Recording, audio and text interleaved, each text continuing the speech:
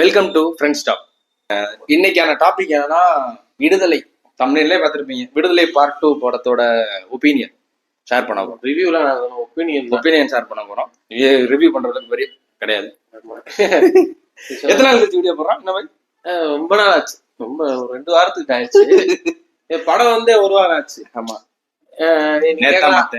படம் பார்த்துட்டு அடுத்த நாள் போடுவாங்க, சரி ஒரு 3 நாள் போடுவாங்க, 4 நாள் போடுவாங்க. நீ 1 வாரம் கழிச்சு போடுறீங்க. நேத்தான் எங்களுக்கு லீவு, நேத்தான் படமே பார்த்தோம். சரி பாய், விடுதலை பார்ட் 2 அதை பத்தி ஃபுல்லா டிஸ்கஷன், எங்களோட ஒப்பீனியன் சொல்ல போறோம். போலாமா?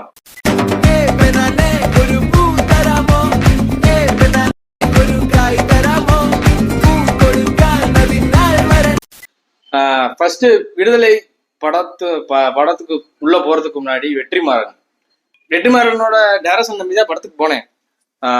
படத்துல சொல்லப்பட்ட கருத்து ஃபுல்லா அரசியல் தான் படத்துல. நீ வந்து என்ன சொல்ற, ஃபர்ஸ்ட் நான் பிளஸ் பாயிண்ட் எல்லாம் சொல்லிடுறேன், அதுக்கப்புறம் நெகட்டிவ் பாயிண்ட்லாம் சொல்லுவோம். ஓகேவா? நெகட்டிவ் பாயிண்ட்னா ஒன்றும் பெருசாலாம் இல்லை. நெகட்டிவ் பாயிண்ட்ல கேமரா ஆங்கிள் இங்க சரியில்லை. அதுக்கப்புறம் வந்து அந்த மாதிரிலாம் சொல்லலாம். அந்த மாதிரி டெக்னிக்கலா போல எங்களுக்கு தோன்றதா சொல்றோம். மியூசிக் டைரக்டர் யாரும் தெரியாது. இளையராஜாவா? என்னடா இளையராஜா தெரியாதா? பாட்டு பாடியிருக்காருன்னு பார்த்தேன். ஒண்ணுலயே அவர் தான். சரி, ஓகே. அந்த அளவுக்கு போட்டிருக்காரு மியூசிக். அப்படி ஒண்ணும் இல்லையே, அதான் அந்த அளவுக்கு போட்டிருக்காரு மியூசிக். சரி, ஓகே. அதோட ஃபர்ஸ்ட் பாசிட்டிவ் பாயிண்ட் என்னன்னா, படத்துல வந்து நமக்கு தெரியாத விஷயங்கள்லாம் நிறைய சொல்லியிருக்காங்க. சரிங்களா? தெரியாத அரசியல், ஒரு அரசியலே ஒரு இது வரைக்கும் நம்ம பார்த்தோம்னா வந்து பாத்தீங்கன்னா நிறைய படங்கள் நம்ம பார்த்திருக்கோம். முதல்வன், அது ஒரு அதெல்லாம் ஏ பாலிடிக்ஸ் சொல்லுவாங்க. இது வந்து இது ஒரு ஜானர். அரசியல்லே வந்து நம்ம சினிமாவெல்லாம் பாத்தீங்கன்னா அரசியல் சொன்னா நம்ம என்ன பண்ணுவோம், சிஎம் ஆவாரு, பாத்தீங்கன்னா கோட்டைக்கு போவாரு, கட்சி மீட்டிங் போவாங்க, அங்க போய் சண்டை போடுறது, லைட்டா அந்த மாதிரி எல்லாம் செய்வாங்க. அந்த மாதிரி எதுவும் இது ஆமா, அது மாதிரி இல்லாம இது ஒரு மாதிரியான ஒரு அரசியல். ஆனா இது அரசியல் தான் அப்படின்றத அவங்க சொல்லாம சொல்லியிருக்காங்க. படம் ஃபுல்லாமே கம்யூனிசம் பத்தி பேசியிருக்காங்க. இது ரொம்ப முக்கியமான இந்த சுச்சுவேஷன்ல வந்து எல்லாருமே தெரிஞ்சுக்கக்கூடிய ஒரு டாபிக் பத்தி பேசியிருக்கானுங்க. அது கொஞ்சம் இன்ட்ரெஸ்டிங்காகவும் சொல்லியிருக்கானுங்க. ஆனா அது வந்து எப்படின்னா, அரசியல் தெரிஞ்சவங்களுக்கு மட்டும்தான் அதெல்லாம் பார்க்கறதுக்கு இன்ட்ரெஸ்டிங்கா இருக்கு. விச் மீன்ஸ் எனக்குலாம் ரொம்ப இன்ட்ரெஸ்டிங்கா இருந்துச்சு பார்க்கும்போது. அந்த படம் சொல்லல, அந்த அவன் காமிச்ச விதம், அந்த காலகட்டத்துல நடந்தது. ஆனா முன்னாடி ஒரு டிஸ்க்ளைமர் போட்டுறாங்க, இது யாரு பத்தியும் சொல்லல, இதை நீங்க மனசுல யாரையும் எடுத்துக்காதீங்க, நாங்க வந்து சொல்லணும்னு கற்பனை சொல்லிடுறாரு. ஆனா என்னன்னா, அது வந்து நடந்த கதை தான். அதை பத்தி பேசணும்னா தனியா பேசணும், அது நிறைய விஷயம் இருக்கு. அது ஓகே, அது பாத்துக்கலாம் அப்புறமேட்டு. ஸோ வந்து படம் படம் நல்லா தான் இருக்குங்க, நல்லா தான் இருக்கு. நான் வரேன். அதுக்கடுத்து எப்படின்னா, இந்த படத்துல பேசியிருக்க அரசியல் ஃபுல்லாமே வந்து ஃபுல்லாமே இந்த அதிகாரத்துல இருக்கிற ஆபீசர்ஸ் என்ன, அவங்களால என்னென்னா மேனிபுலேட் பண்ண முடியும் அப்படின்னு சொல்லி காமிச்சிருக்காங்க. அப்புறம் கம்யூனிசம் வந்து எப்படி உருவாச்சதுலாம் வந்து சிம்பிளா சும்மா அப்படி போற பார்க்கல, சும்மா இல்ல தெளிவாக சொல்லியிருக்கானுங்க. ஆனா பாமர மக்களுக்கு புரியுற மாதிரி சொல்லியிருக்கானுங்க.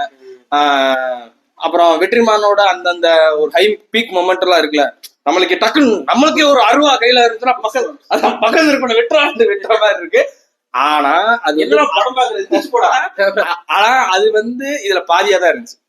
இப்ப அசுரன் படத்துலன்னா வரும்போது நம்மளுக்கு காலையில் இன்னைக்கு வெற்றான இருக்கும். ஆனா இதுல அந்த மாதிரி மொமெண்ட் இருக்கு, அதே ஸ்கிரீன் பிளே அதே எல்லாமே நல்லா இருக்கு. பட் அந்த டயம் இல்ல, மியூசிக் பிஜிஎம்.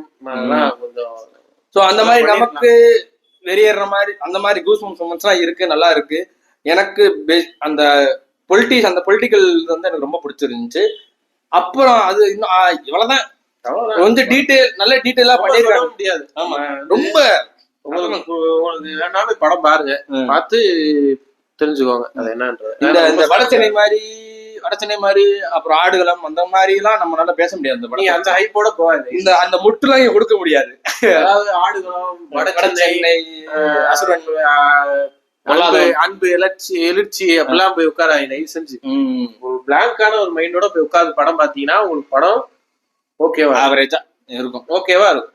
நான் என்ன சொல்றேன், பொலிட்டிக்கல் வைஸ் வந்து எல்லாரும் பார்க்கக்கூடியது, எல்லாரும் தெரிஞ்சுக்கக்கூடியது 100/100 கொடுத்துடலாம். சரியா? ஆனா அஸ் அ மூவியா நீ பார்க்கணும், உன்னை என்டர்டைன்மெண்ட் பண்ணணும்னு நீ போனேன்னா ஜஸ்ட் பாஸ் கூட அவனுக்கு போட முடியாது. இதை சொன்னோம்னா நம்மளுக்கு கடிக்க வருவாங்க. ஆனா உண்மைதான்.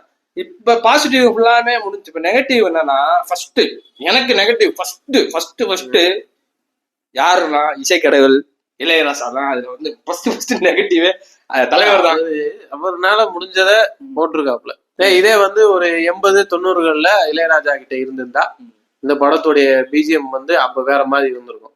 அதே மைண்ட் செட்டோட பிஜிஎம் போட்டனால நீ சொன்ன மாதிரி இளையராஜாட்ட வந்து இவன்ட்ட போய் பிஜிஎம் வாங்கிட்டு வந்து போட்ட மாதிரி. ஏன்னா இவனே இப்ப ஃபார்மட்ல தான் இருக்காரு. அதெல்லாம் நம்ம பேசக்கூடாது. இவன் என்னைக்குமே இவன் பிச்சு. சரி இங்க பக்கத்துல ஒரு ஜாம்பி இருக்கான், இவன் நரம்பு ஏறும். ஆமா, பக்கத்துல ஒரு ஜாம்பி இருக்கான், கடிப்பாங்க. சரி, அப்புறம் நெக்ஸ்ட் வந்து வெற்றிமாறன் தான் நெக்ஸ்ட் நெகட்டிவ். ஆமா, இப்போ ஒரு இவ்வளோ ஒரு லென்த்தா அந்த படத்தை எடுத்து இருக்க வேண்டிய அவசியம் இல்லை. ஒரு பாட்டோடய முடிச்சிருக்கலாம். விடுதலை உன்னோடைய எனக்கு முடிச்சிருக்கலாம். அது அப்படின்னா அவங்க ஆரம்பிக்கும் போதே அப்படிதான் விடுதலைன்றது ஒரு படமா தான் ஆரம்பிச்சது. அது அதோடைய கதை வந்து இன்னும் நல்லா மெருக தேர்த்து அதோடைய பாட்டு வந்திருக்கு. நீ பார்ட் 1லயே பாத்தீங்கன்னாலுமே நம்மளுக்கு பேசக்கூடிய அளவுக்கு ஒன்றும் இந்த படத்துல இல்ல. ஆனா அதை காட்டிலும் இதுல பாக்கும்போது உங்களுக்கு அந்த அந்த அரசியல் பேசுறது கொஞ்சம் நல்லா இருக்கு. பாலிடிக்ஸ் பார்க்கக்கூடிய எல்லாரும் பார்க்க வேண்டிய அரசியல் தான். பார்க்க வேண்டிய அரசியல் தான், தெரிஞ்சு கத்துக்கிட்டு படிக்க வேண்டிய அரசியல் தான் பேசியிருக்கான். அதை நான் ஃபுல் அண்ட் ஃபுல் போறேன். நான்லாம் எப்படி ஆள்னா, பைக்ல ஓட்டும் போது ரைட்டர் நடிக்கணும்னாவே அப்படியே மனசை கல்லாக்கிட்டு ரைட்டர் நடிப்பேன். சரிங்களா? அந்த மாதிரி ஆள் நானு. சரிங்களா? சோ அப்ப அதுல கூட நான் ரைட் எடுக்க மாட்டேன். அவர் கஷ்டப்பட்டு மனசை கல்லாக்கி ரைட் எடுக்கிறாரு, அதனால படம் எடுத்துருக்கு. ஆனா அந்த சினிமாவை பாத்தீங்கன்னா நீ ஃபெயில்பா, நீ ஜஸ்ட் பாஸ் கூட கிடையாது, 100/30 தான் நீ. அந்த மாதிரி ஃபர்ஸ்ட் பாட்டு பாத்தீங்கன்னா ஓரளவுக்கு அங்க கமர்ஷியல் படம், கமர்ஷியல் படம் மாதிரி கொண்டு போயிருப்பாங்க. அதே மாதிரி இந்த படத்தை கமர்ஷியலா கொண்டு போயிருந்தாங்கன்னா, ஆனா கொண்டு போக முடியாது. இந்த படத்தை கமர்ஷியலா கொண்டு போக முடியாது. அப்படின்னும் போது அது ஒரு சேனல் இன்னொரு சேனலா மாற்றும் போது அது ஒரு இடத்துல குழப்பமாக்குது. நம்ம வெற்றிமாறன் மேல குறை சொல்லல, எல்லாருமே எல்லா டைரக்டருக்குமே ஒரு சில சறுக்கைகள் இருக்கதான் செய்யும். யாருமே 100/100 இங்க எடுக்க போறது. இங்க இப்ப 400 இப்ப படிக்கிற பசங்களே 400க்கு 500க்கு 498 99 தான். 500 ஒருத்தவங்க இருக்காங்களா? ஒரு பொண்ணு எடுத்துலடா, தெரியல, நம்மளுக்கு தெரியல. அதுவே தெரியாதா? 500 என்ன எப்படா வரும்? வாய்ப்பு இல்லடா. போட்டு ஆயிரடா வந்து பேட்டிலாம் முடிச்சுல. நீங்க நினைக்கணும், நீங்க நினைச்சுட்டே இருக்கணும். சரி விட, டாபிக் வேற எங்கேயோ போகுது. 500 அந்த மாதிரிதான். நம்ம சொன்ன மாதிரி 498 499 அந்த மாதிரிதான் எல்லாருக்குமே. அதேதான் இதுக்குமே. இதுல என்னன்னா, இந்த ரிவ்யூவர்ஸ் தாண்டா அப்படி அநியாயம் பண்ணிட்டாங்கடா. நான் படம் லேட்டா தான் பார்த்தேன், நான் நேத்தா பார்த்தேன். நீ தாண்டா வெறியேத்தி விட்ட. ஸ்னேகா இந்த பேருக்கு தான்ன்ற மாதிரி. ஒரு வாரம் கழிச்சு நான் போறேன்னா என்ன எந்த அளவுக்கு ஐப்பாகி விட்டுருப்பாங்க பாத்துக்கங்க. இவன் என்னன்னா இன்னமும் என்ன சொல்றது, அவ்வளவுதான் வெற்றிமாறன்னாலே வந்து வெற்றி தான் அப்படின்றாங்க. 100க்கு 100 100/100 அப்படின்னு சொல்லிட்டு நம்மளை வெறியேற்றி விட்டாங்க. ஒருத்தையும் கூட சும்மா இந்த படம் எல்லாருமே அப்படி இருக்கு, சப்ப வேற லெவல். டேய், யாரு கசமாறாங்க அந்த படத்தை பத்தி பேசும்போது? அதாவது என்ன சொல்ல வரோம்னா, இப்போ ஒரு டைரக்டர் இருக்காரு, ஒரு 2 படம் தோல்வியா. சிவா. சரி, ஏதோ நீங்க யார் பேரை வேணாலும் வச்சுக்குவாங்க. இப்ப கூட ஒரு மீம் வந்து இதா போய்கிட்டு இருக்கு. இந்த அஜித், சூர்யா, ரஜினி போட்டா போட்டுக்கிட்டு வித்தவுட் சிவா லைஃப் பாருங்கன்னு சொல்லி போட்டிருக்காங்க. இந்த கூலி, ஆஜிக் ரவிச்சந்திரன் படம், அதுக்கப்புறம் இந்த அதான் சொல்றேன் இல்ல, அந்த மாதிரி ஒரு 2 படம் 3 படம் ஒருத்தர் கண்டினியூஸா ஒருத்தர் கொடுக்குறாரு அப்படின்னும் போது அவங்க மேல ஒரு பிம்பம் உருவாக்கப்படுது. அதுதான் அது பாத்தீங்கன்னா, அவங்க நாளைக்கு நல்ல படமே எடுத்தாலும், நீங்க சொன்ன மாதிரி ஒரு கேஜிஎஃப் மாதிரி ஒரு படம் தமிழ் எடுத்தாலும் அந்த படம் நல்லா இருக்கான்னு கன்ஃபார்ம் பண்ணிடுவாங்க. படத்துக்கே போயிருக்க மாட்டாங்க. ஃபர்ஸ்ட் ஷோவே 4 மணிக்கு 3 மணிக்கு ரிவ்யூ போட்டிருப்பாங்க. நல்லா இல்லைங்க படம், நல்லா இல்லைங்க. யூஎஸ்ல பார்த்து சொன்னாங்க. நீ பார்த்தியா? நீ பார்த்துட்டு இப்ப வந்து இன்னொன்னு பாய், இந்த இப்ப இந்த விடுதலை பார்ட் பார்த்துட்டு படம் அவ்வளவா நல்லா இல்லைன்னு சொல்லலாம்னு நினைச்சா, நம்ம படம் நல்லா இருக்குன்னு சொன்னோம்னா நீ பெரிய அறிவாளியான்னு கேட்பாங்க.